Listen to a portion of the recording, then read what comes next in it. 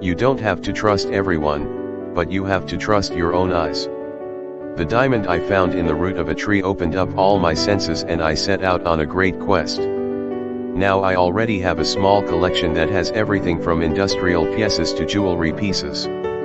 I also showed in the video a part of the canyon and a rock that potentially contains diamonds, some of which I can see on the surface because the river has washed away most of the rock. To get to the place that may have diamonds in the canyon is not easy. It is located quite high and you need to be skilled in climbing. Only there is a real possibility of finding diamonds because further down the river creates sand that settles on the rocks and covers them. About 10 days ago, there was a slightly stronger earthquake that lasted a few seconds and everyone felt it very well. The epicenter was only 10 kilometers from my destination and place. Since I know that there are a lot of rocks in the canyon that hang over the river, I headed to the canyon the next day. I had a lot to see. A dozen rocks fell, and one large granite rock in the area where I explore diamonds fell from a height of more than 60 meters and shattered into pieces in the middle of the river.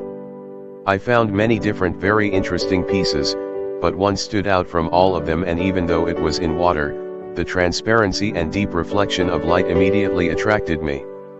I wouldn't want anyone to think I'm suggestive and obsessively preoccupied with gems, but if I have a hardness of 10 on the hardness test, I have the adamantium-like shimmer and dispersion of light, the texture and shape that unequivocally indicate that the stone I found is a diamond, then I don't know what else to say that the stone is.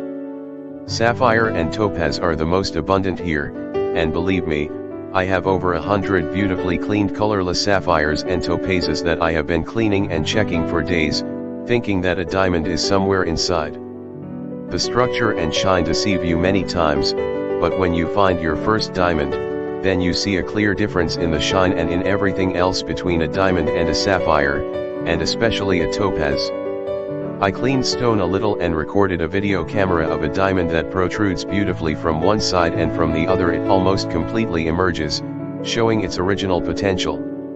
One side is completely in corundum and you can see the spectroscopic effect performed with the help of a phone camera that distinguishes the scattering of light in different crystals. My logic is simple.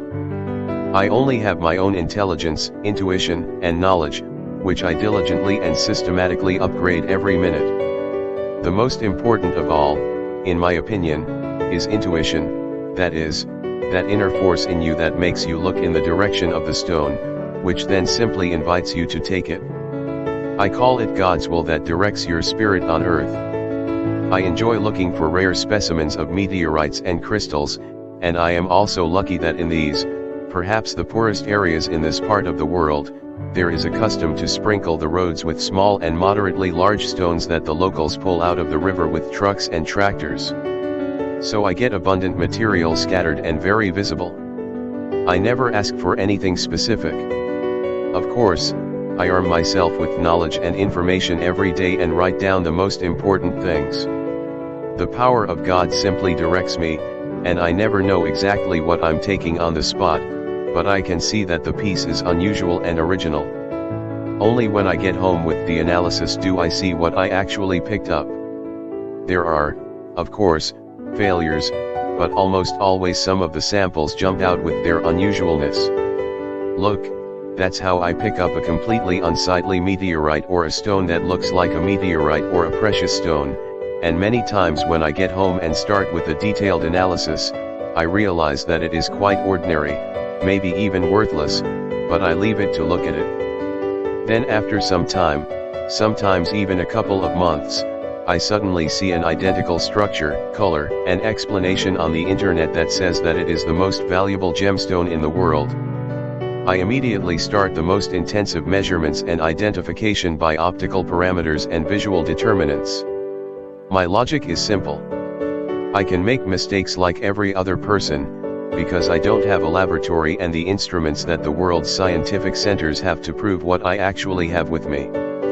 Yes, in order to be 100% sure, you need to do a chemical analysis of the composition, but it is precisely those elements that make up the mineral that determine the appearance of the mineral, the specific gravity, the hardness, and all the other properties and parameters of the precious stone or meteorite. My precious stones are crystal clear, among the rarest in the world. They have the right color, the right texture, the right shape, the right hardness and the right specific weight. They look beautiful and exude elegance, and there is a very small probability that they are not real and authentic. But I offer you a stone that may be blue garnet, metamorphic, igneous or sedimentary rock, meteorite, volcanic shrapnel or bomb, or maybe corundum full of rubies and sapphires, but maybe also diamond, alexandrite, or carbonado diamond, polycrystalline black diamond. A stone that still evidently possesses incredible hardness and a fascinating adamantium shine, dispersion of light and beauty that only a natural force can create, just as the originality of this part of the planet created. If in this area, in this natural environment, there is nothing so unusual and nothing similar to that stone, there is nothing in the very land you walk and live with and anywhere else. A stone that perhaps has very rare minerals, or perhaps non-existent on Earth, and which are therefore ranked among the extremely rare and among the most valuable that exist on Earth.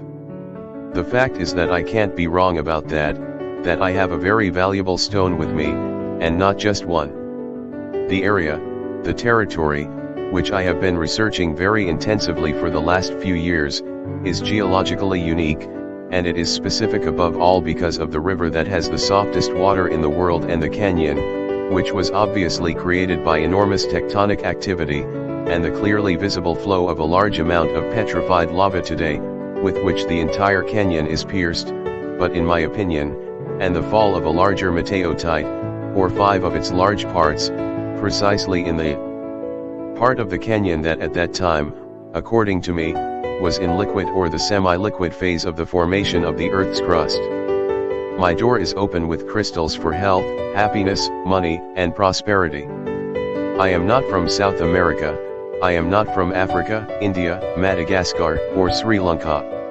I am a child born in a volcano. I sleep under the happy stars, meteorites, and jewels love me. I don't look for them, they call me and I go there.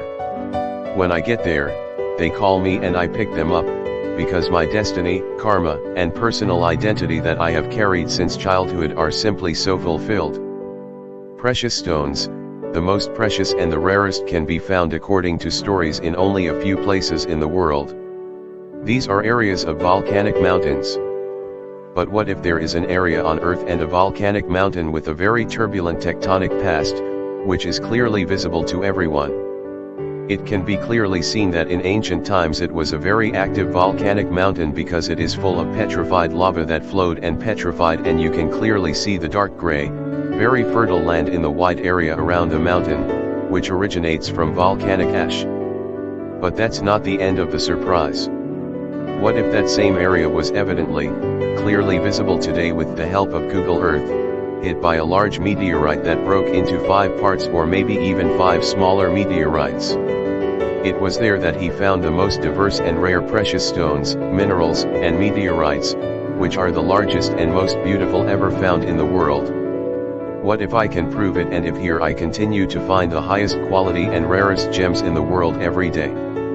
But I am neither in Magog nor in South America, nor in Madagascar or Sri Lanka. Of course I don't want any industry and mines here. Of course, there is a reason why I am in this story that has been writing history all along. Here was the main road for Constantinople during the Ottoman Empire. Even today, stories about the old times when diamonds were found here are still alive. Listening to my great-grandfathers as a little boy, I learned how Turkish scientists used hot water to know when a diamond was real and when it wasn't. I learned from the people who overcame the old legends that Burka created here one of the largest textile industries in the world as early as 1016 and built sedimentary basins for finding gold in every river. But I think they weren't looking for gold, they were looking for diamonds.